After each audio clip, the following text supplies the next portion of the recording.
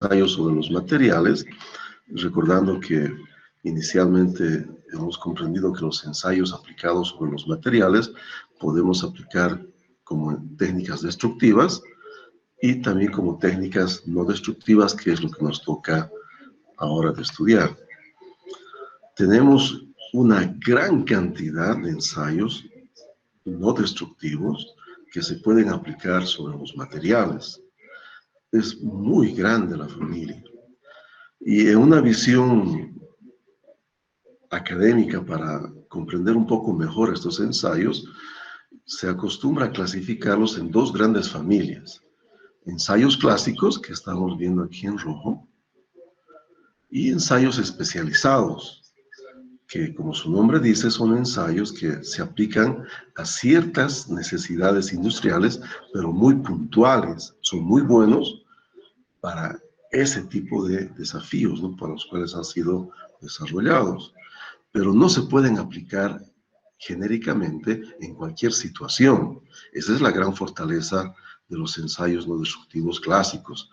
Clásicos no significa antiguos, ¿no? Clásicos significa que son vigentes independientemente de la época y van a seguir siendo vigentes independientemente de la época en la cual se vayan a utilizar. Lo que puede cambiar un poco es la tecnología de los dispositivos que apoyan a estos ensayos clásicos, o los instrumentos que apoyan a estos ensayos clásicos, pero jamás van a estar, van a quedar obsoletos, ¿no?, este tipo de ensayos clásicos. De ahí viene la gran importancia de estos ensayos. Bueno, entonces aquí con rojo veamos, miren, el ensayo visual es el más importante de todos y el más simple que vamos a tratar justamente hoy. El ensayo de líquidos penetrantes, o también se llama tintas penetrantes, que también vamos a abordar el día de hoy. Partículas magnéticas, radiografía industrial y ultrasonido, que es la técnica más compleja, que requiere entonces estudios un poquito más depurados, ¿no?, un poquito más profundos para poder ser aplicador de esta técnica. En negro tendríamos aquí algunos ejemplos, algunos solamente, de otras técnicas de ensayos no destructivos, y hay algunas de ellas que son muy importantes porque se han vuelto muy flexibles y están tratando entonces también de convertirse en ensayos que son clásicos.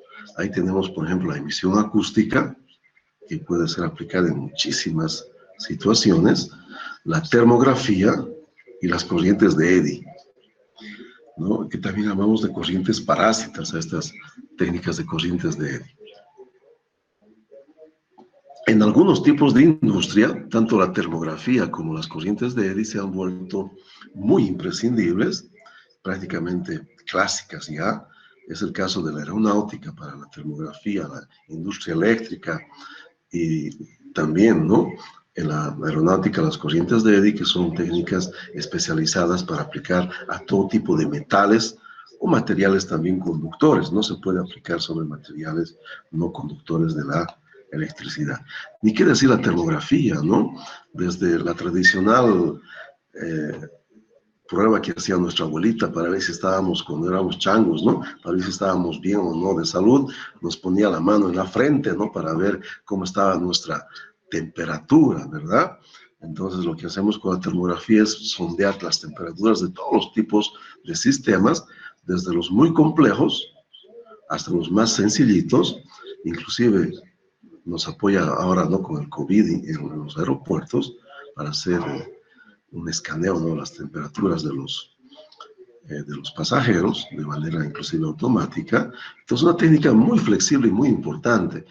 Muy pronto se convertirá en una técnica clásica, ¿no?, esta termografía. Bueno, pero entonces una vez que hemos visto un panorama, ¿no?, de una forma académica de poder diferenciar los ensayos no destructivos para poder estudiarlos mejor, quería comentarles que nosotros vamos a hablar sobre el ensayo visual, los líquidos penetrantes, las partículas magnéticas y un poquitito nada más de radiografía industrial, y no hablaríamos mucho de lo que son técnicas de ultrasonido, ¿no?, que han evolucionado muchísimo. Hoy en día, ¿no?, se han vuelto tan complejas que se desconfía mucho de los resultados, ¿no? Es tan compleja la cosa que se necesitan grandes estudios y gente muy preparada en el área que con una simple radiografía nosotros podemos contrastar, ¿no? Cualquier cosa que pueda tener un sistema con mucha mayor facilidad y mayor confiabilidad. Entonces, nos deben mucho todavía los desarrolladores de la técnica de ultrasonido. La han vuelto demasiado compleja en el mundo industrial, porque también se aplica en la medicina, ¿no? Bastante, lo que es en el caso, ¿no?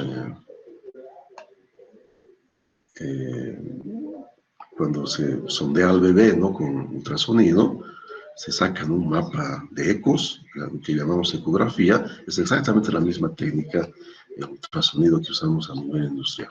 Bueno, los ensayos no destructivos especialmente aplicamos para cuestiones de integridad estructural. ¿Se acuerdan que el día de ayer habíamos visto la forma tan interesante que tiene la mecánica de la fractura de verificar la integridad estructural de un sistema? Verificamos qué tamaño tienen las rajaduras. Si no llegan a su tamaño crítico, o no están cerca de ese tamaño crítico, estas estructuras son bastante confiables, tienen entonces una integridad estructural, ¿no? Probada. Y para dimensionar esas imperfecciones que tienen los sistemas o las estructuras, qué mejor que las técnicas no destructivas para poder, ¿no? Hacer una verificación de estas discontinuidades, y por ese motivo son muy importantes, ¿no? Los ensayos no destructivos en la verificación de la integridad estructural de los sistemas. Bueno, sirven para otras cosas también, pero especialmente esta es su fortaleza de los ensayos no destructivos. Podemos aplicar para un montón de cosas, ¿no? Hay bastante flexibilidad en los ensayos no destructivos. Bien, pasemos entonces a lo que nos interesa, que sería estudiar los ensayos visuales, ¿no? Bien, en la nomenclatura técnica se ha impuesto en Latinoamérica y también en Bolivia la nomenclatura desarrollada por la AWS, la Sociedad de Soldadura de los Estados Unidos, que es equivalente en muchos aspectos a la ASME, la Sociedad de Ingenieros Mecánicos de los Estados Unidos, y también a la Sociedad de Ensayos No Destructivos de los Estados Unidos, ASNT se llama esa organización. Y en ellas se reconoce al ensayo visual como Visual Test, ¿no? Y abreviamos como VT. Entonces es muy conocido este ensayo por sus siglas VT solamente, ¿no? Visual Test. Bien, en este ensayo tenemos la gran ventaja que los inspectores ya están con un instrumento maravilloso, muy interesante, muy preciso, pero también con muchas debilidades, que es el famoso ojo humano. Hace parte de lo que es el estudio del ensayo visual para poder certificarse como inspector visual, estudiar un poquito de lo que es entonces la biología del ojo para poder entender no solamente sus potencialidades, sino también las serias debilidades que podría haber por detrás del ojo humano.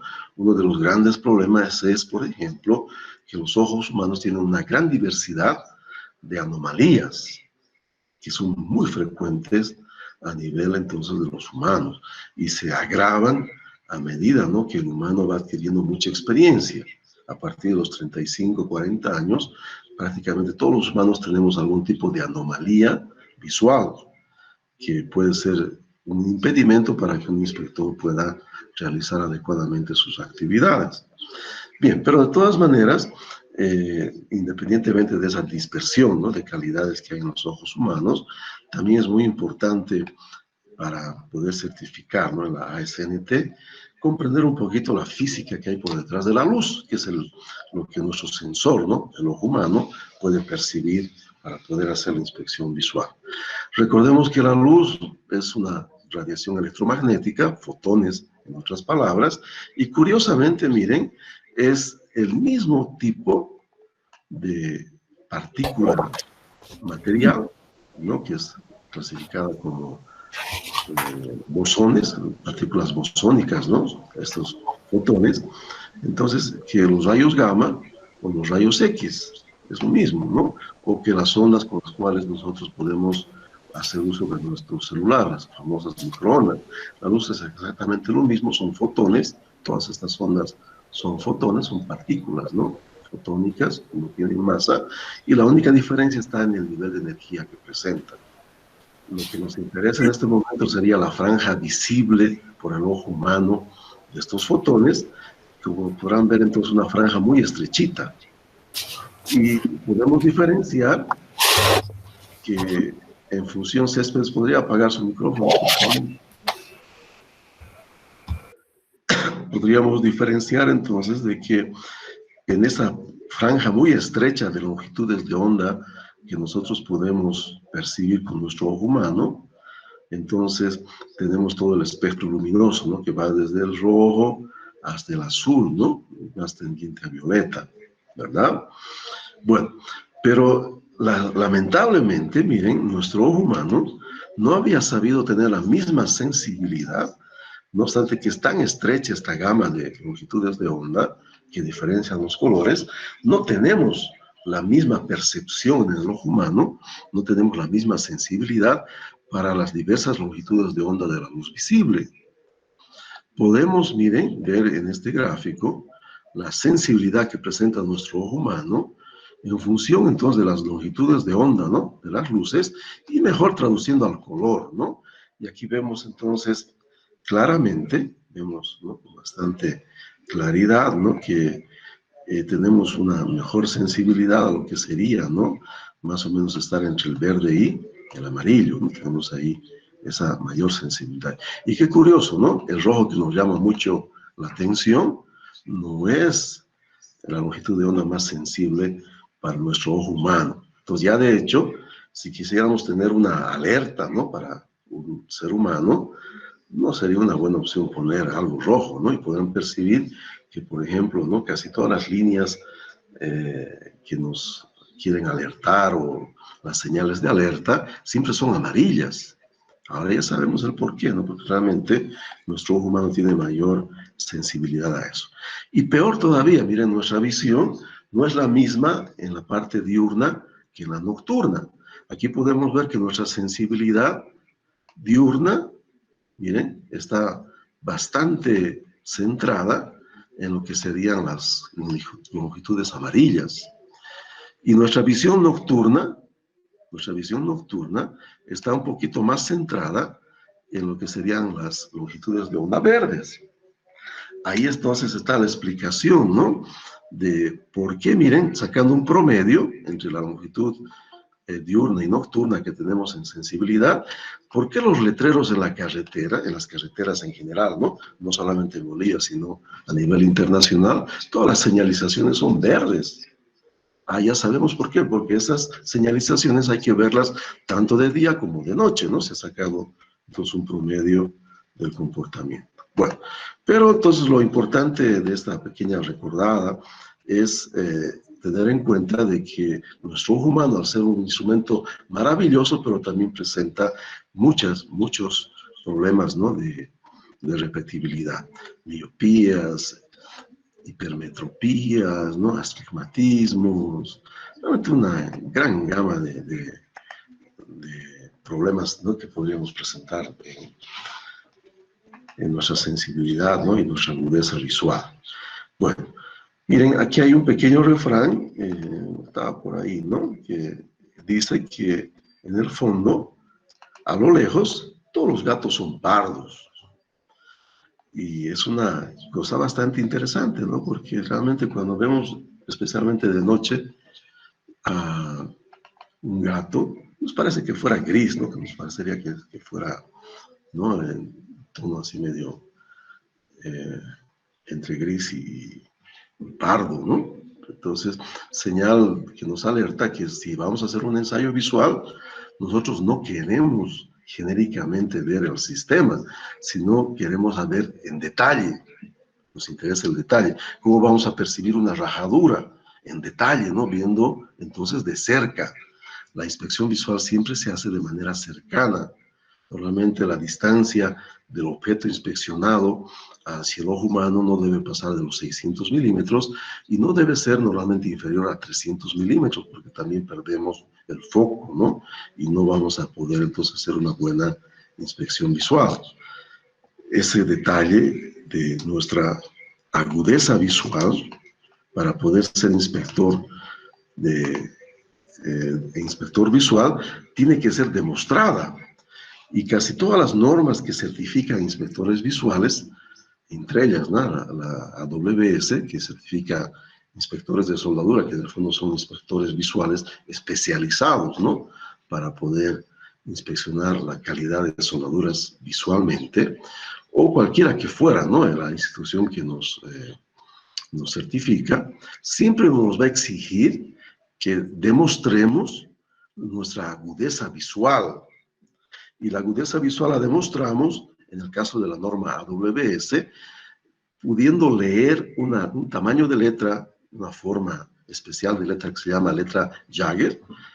Y si nosotros vamos al oculista, ¿no?, y él nos muestra ese tamaño de letra, puede ser con corrector ocular, ¿no?, puede ser con nuestros lentes, y nosotros demostramos, ¿no?, que podemos leer ese tamaño de letra, estaríamos aptos para ser inspectores visuales. La gran ventaja es entonces que no es un gran problema porque me permiten, ¿no?, que yo pueda pasar ese ensayo con mi corrección visual.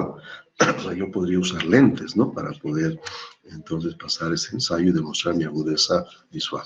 Pero ojalá fuera el único problema que presenta el ojo humano, ¿no? Otro de los grandes problemas que presentamos algunos humanos es entonces que tenemos problemas acromáticos, ¿no? No podemos distinguir bien los colores. Y para ello se han desarrollado muchas tecnologías, pero lo que normalmente usan para poder certificar como inspectores visuales es el famoso diagrama de Ishihara. Es un diagrama que aquí vemos ahora en la pantalla, donde algunas personas que tienen algún problema cromático no podrían ver, ¿no?, con precisión qué tipo de números se está formando, ¿no?, en función de estos puntos que están difusos por ahí, ¿no? Especialmente yo tengo alguna dificultad en percibir ¿no? Lo percibo, pero no lo percibo también ya con edad. Con corrector visual sí percibo mucho mejor. Pero de todas maneras hay una gran dispersión de la sensibilidad cromática también en el ojo humano, y para muchos tipos de inspección, estas personas que sí presentan desvíos, ¿no?, acromáticos, son vetados, ¿no?, no pueden ser inspectores visuales. No es el caso de la soldadura, ¿no? Para la soldadura no hay ningún problema, solo que el inspector tiene que declarar que realmente, ¿no?, es, por ejemplo, si no percibe el verde es daltónico, el rojo, ¿no? Si no distingue entre el rojo y el verde es daltónico, ¿verdad? Eso, entonces tiene que ser declarado. Bueno, otro detalle que realmente es muy molestoso es el hecho de que en el fondo nuestro ojo no ve nada. El que ve es nuestro cerebro, ¿verdad? Nuestro ojo es simplemente un sensor que puede tener sus problemas, ¿no?, que hemos visto de calidad, pero realmente el problema grande está en el cerebro, porque si no tenemos cierto entrenamiento, y peor, ¿no?, no obstante que tengamos entrenamiento, vamos a tener, ¿no?, grandes problemas, especialmente con el cansancio y lo tedioso que es el inspector visual. Imaginen, ¿no?, si yo voy a inspeccionar visualmente una junta soldada de un gaseoducto, ¿verdad? Uno va feliz, ¿no?, va contento, ¿no? Es hasta bonito el día, ¿no? Sol, pajaritos, qué sé yo, ¿no? Hace la inspección de una junta, ¿verdad? Pero son 300, 400 juntas que hay que inspeccionar en una jornada. Entonces, se vuelve un trabajo sumamente tedioso, ¿verdad? Terriblemente tedioso. ¿Y qué pasa? Nuestra mente comienza entonces a fantasear, ¿no? ¿Será que mi enamorada está con otro? ¿No será que mi enamorado me está siendo fiel, ¿no? ¿O será que la sopita va a estar rica y no sé qué? Y es un gran problema porque el descuido, la desconcentración, normalmente va a generar, ¿no?, algún tipo de falla en el inspector visual, ¿no? Va a pasar por alto algunos de los defectos, ¿no?, que podrían estar presentes. cosa que no ocurriría si la inspección visual fuera automática, ¿no? O por lo menos se tendría un registro confiable para poder verificar después si estaba todo correcto. Y otro gran problema del cerebro es que ve fantasmas, ¿no? Aquí podemos ver aquí en esta figura que vemos en la pantalla. Por ejemplo, miren que aparentemente hay unos puntos negros que se mueven. En el fondo no hay ningún punto negro, ¿ya? Es nuestra mente entonces que nos está jugando esta mala pasada, ¿no? Estamos viendo una ilusión óptica solamente, ¿no? Realmente es un gran problema, es una inspección visual. Estas cosas se estudian porque es una alerta a los ingenieros que no somos inspectores visuales los ingenieros, no deberíamos ser, ¿no? Si uno quisiera ser inspector visual, ¿no? Inspector de soldadura, entonces no necesita ser ni bachiller. ¿Para qué estudiamos, no? Mecánica de la fractura, ¿para qué estudiamos ensayo de tracción verdadero, ¿no? Cosas complejas, resistencia a materiales, ¿no? Si queremos ser inspectores, pues nos salimos de la universidad y vamos directamente a hacer un curso de una semana y dar el examen de certificación, ¿no? No es muy lógico para que un ingeniero sea inspector de ninguna clase, ¿no? Ni de líquidos penetrantes, ni de partículas magnéticas, ni de inspección visual. Pero es necesario conocer, ¿no? los grandes problemas que podemos enfrentar por detrás. Bueno, y volviendo entonces a nuestro adagio, ¿no? Todos los gatos a lo lejos parecen pardos. Bueno, ¿qué me dice eso? Bueno, entonces yo tendría que tener certeza de la calidad de la iluminación del ambiente donde vamos a realizar la inspección visual. ¿Por qué? Porque miren, si alguna vez les ha pasado, cuando ustedes estaban en el sol y han entrado a un ambiente donde no llega el sol directamente, parecería que el ambiente está oscuro. Pero pasan unos cuantos minutos, o quizá hasta solamente unos cuantos segundos, y su iris se acostumbra, se abre más, etcétera, ¿no? Cambia el foco, el ojo automáticamente, y uno percibe que en el fondo el ambiente no había estado tan mal iluminado. Y viceversa, ¿no? Cuando estamos en un ambiente cerrado, y vamos a la luz del sol, nos parece que la luz del sol está demasiado fuerte, ¿no? Pero en unos cuantos segundos nuestro ojo se acostumbró otra vez. Ese riesgo no podemos correr en inspección visual. Nosotros tenemos que asegurarnos de que la calidad de la iluminación es la adecuada. Y es obvio, la única manera, ya que no podemos confiar en nuestro ojo humano, la única manera realmente de demostrar esa calidad de la iluminación que es la adecuada, sería usando entonces un instrumento que permita medir, ¿no? La calidad de la iluminación. Y aquí tengo entonces estos instrumentitos, ¿no? Le llamamos luxómetros, la intensidad luminosa, ¿no? Se mide en lux, aunque no es una unidad del sistema internacional, es muy común usarla en ensayos no destructivos. Entonces, miren, tenemos dos calidades de luxómetros que podrían estar en un solo instrumento, pero hay que tener en la mente que hay dos calidades muy importantes.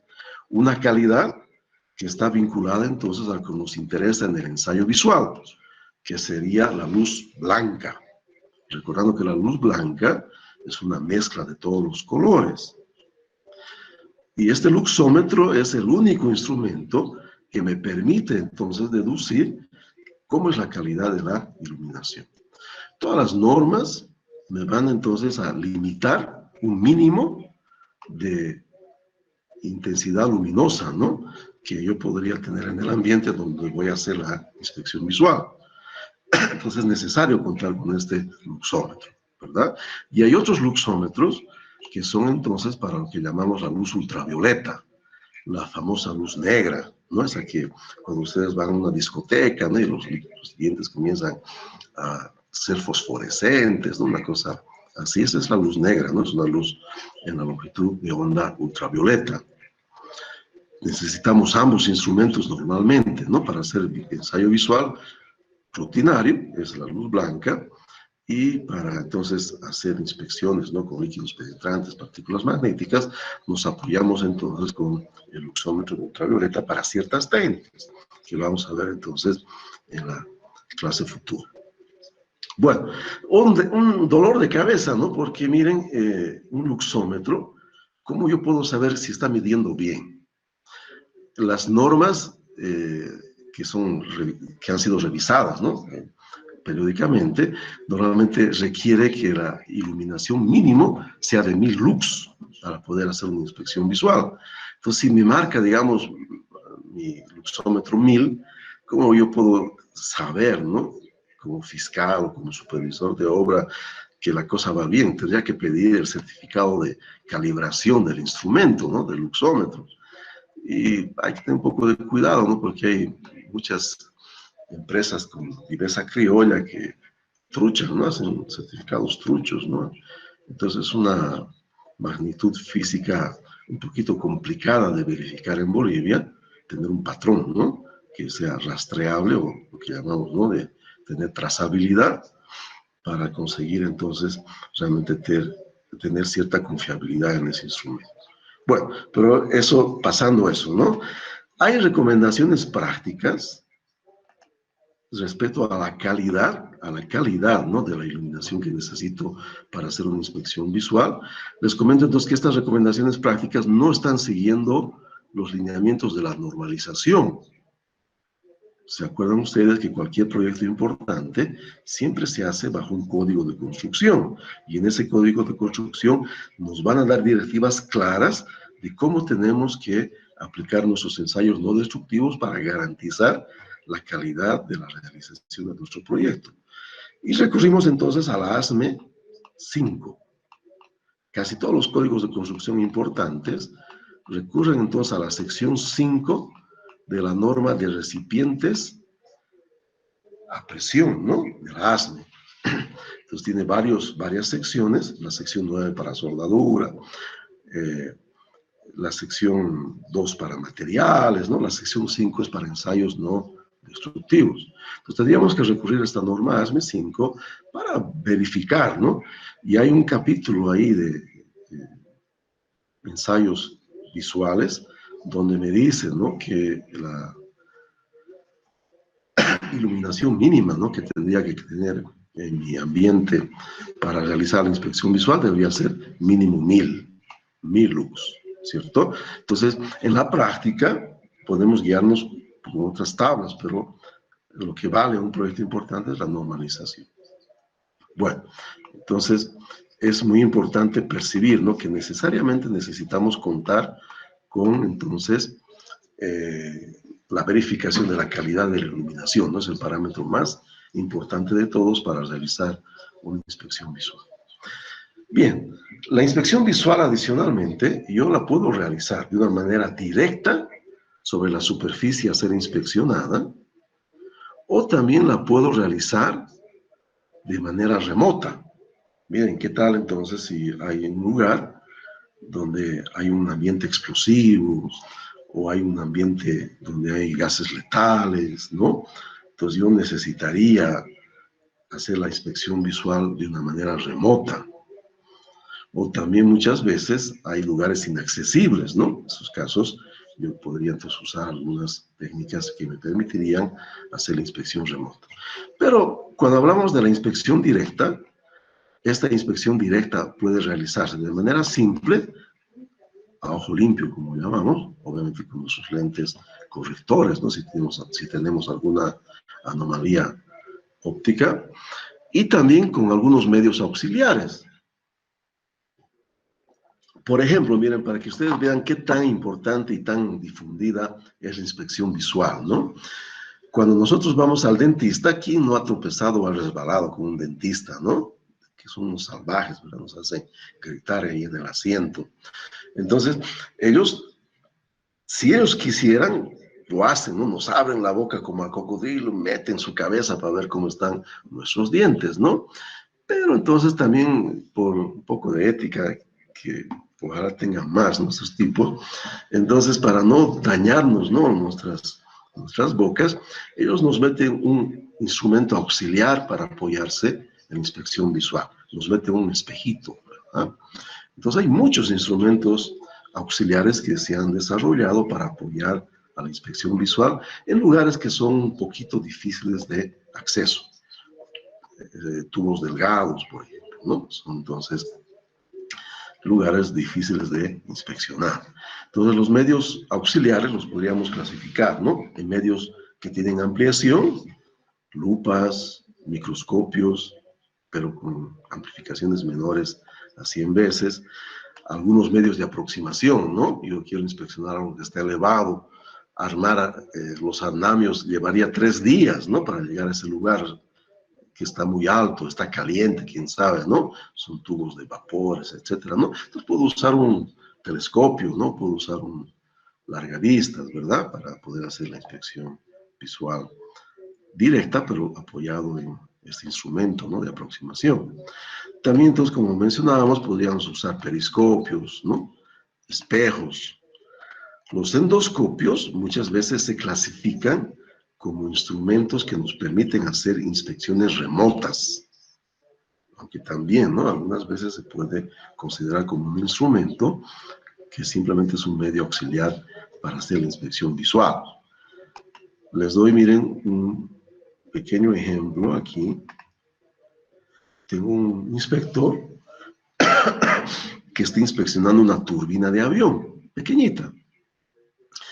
Ahora miren, yo quisiera que ustedes piensen, ¿no? Una turbina de avión, tener que desarmar para inspeccionarla, ese realmente es un trabajo insulso, ¿no? Porque no solamente voy a tener problemas, ¿no? En el desmontaje, en el montaje, gente especializada, gente certificada, un ojo de la cara, sino que el avión tiene que estar paralizado, perdiendo mucho dinero en esa paralización.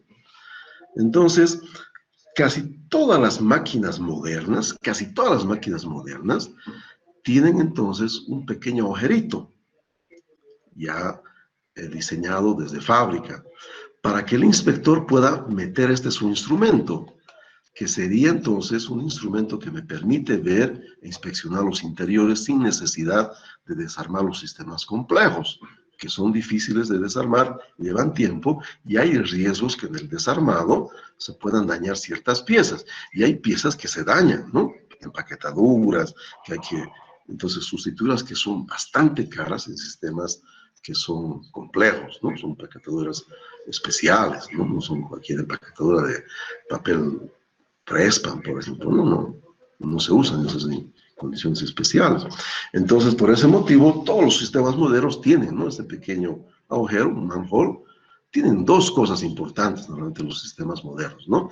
Además del manhole, para meter entonces lo que llamamos, ¿no? El tuboscopio, el boroscopio, ¿no? Genéricamente se llama boroscopía, endoscopio, ¿no? Son un solo instrumento, ¿no? Prácticamente, que tiene diversos nombres y diversas flexibilidades, ¿no? Y limitaciones. Entonces, en boroscopía siempre tenemos a disposición en los sistemas modernos cómo introducir, ¿no? El instrumento para hacer la inspección. En el fondo es una inspección visual que se hace con boroscopía, ¿no? No hay nada interesante por detrás, a no ser que el instrumento es bastante caro para aplicaciones industriales. Bien, entonces es un detalle importante, ¿no? Aquí tenemos algunos modelos de tuboscopios, ¿no? Aquí vemos un pequeño recipiente a presión siendo inspeccionado. La limitación de este es que es rígido. Hay algunos que tienen iluminación, ¿no? Espejos, amplificadores, cámaras, hay una diversidad muy grande hoy en día de posibilidades, ¿no? De tener esta boroscopía a disposición. Y antes de olvidarme, la otra parte importante, que si bien no es parte del curso de ensayos mecánicos y no destructivos, ¿no? De ahora, es algo importantísimo que lo van a tratar en vibraciones, que sería el análisis vibracional. Se saca muchísima información de la integridad estructural de un sistema complejo analizando vibraciones, ¿no? Se hace análisis de Fourier, ¿no? Ya los sistemas lo hacen automáticamente y se ve qué pasa en las frecuencias, ¿no? Se hace entonces análisis de frecuencia, y a veces se hace también en otro tipo de análisis, ¿no? Pero es muy importante. Entonces tienen las máquinas modernas un lugarcito donde tiene que apoyarse el sensor del análisis vibracional, ¿cierto? Es un cristalcito, ¿no? Que se tiene que apoyar en ese lugar y se puede adquirir entonces las vibraciones. Tienes las 2 cosillas, siempre un sistema moderno. Aquí tenemos entonces un endoscopio rígido, ¿no? Que puede llevarme la señal luminosa hasta el hasta la parte donde se va a hacer la inspección, pero hay una gran diversidad de modelos, calidades, ¿no? Etcétera. Una de las ventajas con la entrada de la tecnología china al mercado internacional es que ellos fabrican instrumentos de una calidad inferior, casi, entre comillas, desechables, pero con costos muy accesibles. Porque miren, en épocas que los chinos no estaban en este mercado de los ensayos no destructivos, un instrumento de estos, ¿no? De General Electric, costaba decenas de miles de dólares, 30,000, 40,000 dólares, una barbaridad, ¿no? Uno ahora puede comprarse un boroscopio chino, ¿no? Para su celular, ¿no? Con 15 dólares, ¿no? Realmente hay una diferencia abismal, ¿no? Realmente de precios. Aunque obviamente General Electric te garantiza, ¿no? Cierta cantidad de resolución, cierta cantidad de píxeles por área, etcétera, ¿cierto? Pero hay una diferencia muy grande de precios, ¿no? En la tecnología china con la tecnología occidental. Entonces, si ustedes podrán ver, aquí tengo imágenes de endoscopías realizadas, y no hay cómo perderse que realmente lo que se hace es un ensayo visual, ¿verdad? La boroscopía no es una técnica diferente al ensayo visual, ¿no? Es una técnica solamente de inspección remota, o si quieren también clasificarla como inspección con un dispositivo auxiliar, ¿no? Entonces, cualquier máquina, por más compleja que sea, en el fondo, por adentro siempre es la misma. Que estamos buscando, ¿no? En medicina, cuando nos meten el endoscopio, están buscando algo raro, ¿no? Células duras, tumorcitos, ¿no? Están buscando heriditas, ¿no? Úlceras. Entonces, ¿nosotros qué buscamos? Buscamos poros, buscamos inclusiones de escoria, buscamos inicios de rajaduras, ¿no? Buscamos ese tipo de anomalías para evaluarlas y clasificarlas después, ya sea como simples discontinuidades que no comprometen el funcionamiento del sistema, o clasificarlas entonces como defectos. En el caso, entonces, el sistema es dado no de baja hasta que se pueda hacer una acción remedial, ¿no? Ya sea repararlo o cambiar esa parte que está comprometida. Pero tenemos que hacer esa evaluación respaldado siempre en un código, ¿no? En una norma, y por ahí entonces podríamos usarla si fuera necesario, ¿no? La ASME 5, como les comentaba. Vayamos a ver cómo estamos con tiempo. Estamos un poco cortos de tiempo, ¿no? Bien, miren, aquí tengo una foto de una soldadura, y para los ojos, ¿no? De una persona que no conoce mucho de soldadura, podría estar razonablemente eh, realizada, pero aplicando, ¿no? Un ensayo visual un poquito más depurado, podríamos percibir, miren que, por ejemplo, por aquí hay unas depresiones justito entre el metal de base y la zona soldada. Esas depresiones, ¿qué me van a inducir? Me van a inducir concentración de tensiones. Entonces el inspector tiene que evaluar esas depresiones en función de que si son demasiado pronunciadas, la pieza tiene que ser rechazada, ¿no? Pero el rechazo no va a ser lo mismo si esto es una silla, esto es un gasoducto, esto es un caldero, esto es un recipiente a presión. Los códigos son diferentes, los límites van a ser diferentes. Lo que en aeronáutica puede ser un defecto, en un gasoducto tal vez pueda simplemente ser una discontinuidad. Entonces, necesariamente tenemos que usar el código de construcción, ¿no? Que estamos usando en nuestro proyecto para evaluar, ¿no? Nuestros sistemas. Lo que para algunos es un simple lunar, para otros puede ser entonces un tumor. Por ese motivo, entonces hay que tener mucho cuidado, que no significa, ¿no? Que el hecho que esté presente aquí esta discontinuidad pueda ser un defecto, ¿no? Yo tendría que evaluarla con el código de construcción. Bueno, ¿cómo evalúo en soldadura, ¿no? ¿Cómo evalúo esa pequeña, ¿no? Depresión que se llama entonces mordedura, socavación o socavadura también le llamamos? Entonces el inspector de soldadura tiene un calibre este de aquí, que es una patente de la AWS, BEVAC se llama, pero en Bolivia más usan el pico del oro. Ese es el instrumento más usado por los inspectores bolivianos, se llama pico del oro. Es mucho más flexible que el BEVAC, ¿no? El BEVAC es muy simple para ciertas cosas, pero el pico del oro es mucho más flexible, permite hacer muchas más cosas, aunque a veces es un poco incómodo porque es más voluminoso, ¿no? El pico del oro. Pero entonces, ¿qué es lo que hace el inspector? Como estaríamos viendo en esta figura, ¿no? Miren, entonces el BEVAC tiene una uñita, la uñita entra a la mordedura, es una pequeña depresión, ¿no?, que hay entre el material de base y la zona adicionada, la zona soldada, y obviamente, miren, entonces por palanca, este brazo, ¿no?, va a hacer un desbalanceo y la agujita me va a medir en una escala cuál sería la profundidad. Solamente se mide profundidad en este tipo de discontinuidad para ser evaluada si es que va a ser un defecto o va a ser entonces, se va a quedar como discontinuidad, ¿no? Miren, las normas son bastante sensibles, ¿ya? 0,8 milímetros, menos de 1 milímetro, ¿no? 0,8 milímetros, la pieza está rechazada en algunas normas, ¿ok?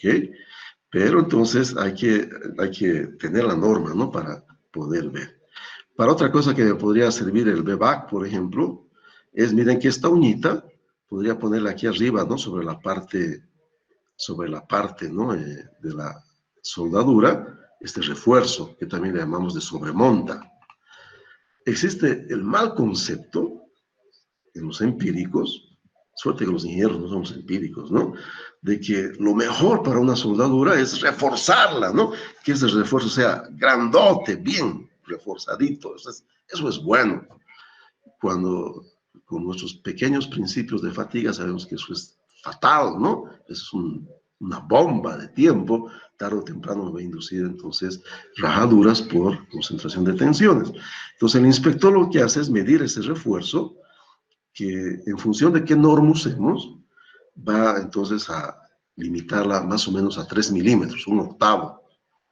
Pasado 1/8 se considera que el refuerzo es muy grande y el inspector le manda, ¿no?, al soldador entonces a limar, ¿no? Tiene que limar o amolar lo que está en demás, ¿verdad? Entonces, interesante, ¿no?, que es cosas bien simples, ¿cierto?, que vienen del sentido común, que se puede entonces hacer, ¿no?, con inspección visual. Entonces, por eso es tan importante.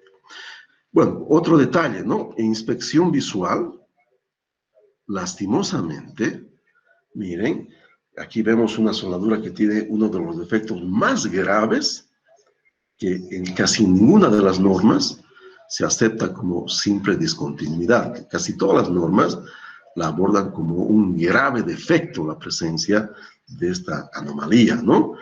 Si ustedes reparan, miren, a veces, ¿no?, con el cansancio, el tedio, ¿no?, se le puede pasar por alto. Ese es el gran problema de la inspección visual, ¿no? Pero está aquí muy claro que aquí tenemos entonces una rajadura, una fisura, que hemos comprendido con nuestros conocimientos de mecánica de la fractura, que son terribles, ¿no? Porque estas rajaduras tienen la punta aguda, radio cero, ¿no?, prácticamente en la punta, que induce tensiones terriblemente grandes. Y que no obstante que tengamos, ¿no?, un tamaño abajo del crítico, esta rajadura puede seguir creciendo subcríticamente por cargas de fatiga, ¿no?, cargas dinámicas o alternantes, ¿cierto? Entonces, podrán ver que algunos inclusive no han debido reparar, ¿no? No han debido reparar bien que había entonces estas rajaduras. Bueno, estos defectos sí nacen de lejos, uno puede verlos, ¿no? No son tan difíciles como la rajadura. Es por eso que vamos a necesitar algunas técnicas de apoyo a la inspección visual mejoradas, ¿no?, de inspección visual para detectar con mayor sensibilidad estos problemas de rajaduras. Pero estos de aquí, ¿no?, que miren, la gran diferencia entre poros e inclusiones de escoria estaría dada en que los poros son un poquito más redondeados o con entonces su perfil más definido, ¿no? Si son ovalados, pero siempre tienen ese perfil más definido. En cambio, las escorias son más irregulares en la parte externa, ¿no? Por eso se los puede diferenciar, ¿ya? Entre los poros y las discontinuidades. Entonces, las cosas parecerían, ¿no? Que, ¿quién va a aceptar esto, no? Muchas veces se les pasa a los inspectores, una triste realidad. Y aquí vemos las mordeduras, ¿no? Con mucha mayor, por el perfil de la foto, ¿no? Ahora podemos ver con mucha mayor resolución. Bien, entonces la inspección visual, miren, en soldadura siempre se hace antes. Hay que verificar procedimientos de soldadura, ¿no? La calibración de las máquinas de soldar, hay que verificar, ¿no? Que los soldadores estén con su certificado de soldadores homologados, ¿no? Para realizar el trabajo, etcétera, ¿no? Y durante la soldadura vemos que no hay ningún salvajismo, ¿no? Que respeten las temperaturas de entrepases, ¿no? Que respeten las temperaturas de precalentamiento, postcalentamiento. Y después de la soldadura hacemos nuestra inspección para ver, ¿no? Mordeduras, refuerzos, poros, inclusiones, etcétera, que podrían ser entonces visibles. Bueno, entonces la inspección visual siempre tiene que terminar con un reporte y la inspección visual siempre está basada en un documento que se llama procedimiento.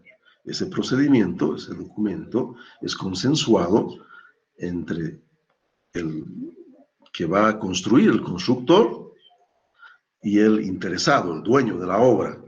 Y hay un intermediario entre los dos, de los proyectos, que es el fiscal de obra o el supervisor de obra, que debería ser, ¿no? Más o menos autónomo. La triste realidad es que, como tiene que pagarle a alguien, si le paga el constructor, un poquito se inclina, ¿no? Hacia los intereses del constructor. Y si es del dueño, entonces se inclina un poquito más hacia los intereses del dueño, ¿no? Entonces, pero el supervisor es el que normalmente está interesado en que todo se haga correctamente porque él después es responsable ante la ley. Bien, entonces la conclusión, ¿no? de este trabajo de inspección tiene que reflejarse en un informe que solamente puede ser firmado por un nivel 2 o un nivel 3. El nivel 1, lo único que hace es la inspección de campo y si fuera necesario un registro, fotos, ¿no? Diagramas, que podría entonces ser necesario para demostrar que existía esa anomalía, ¿no? Detectada.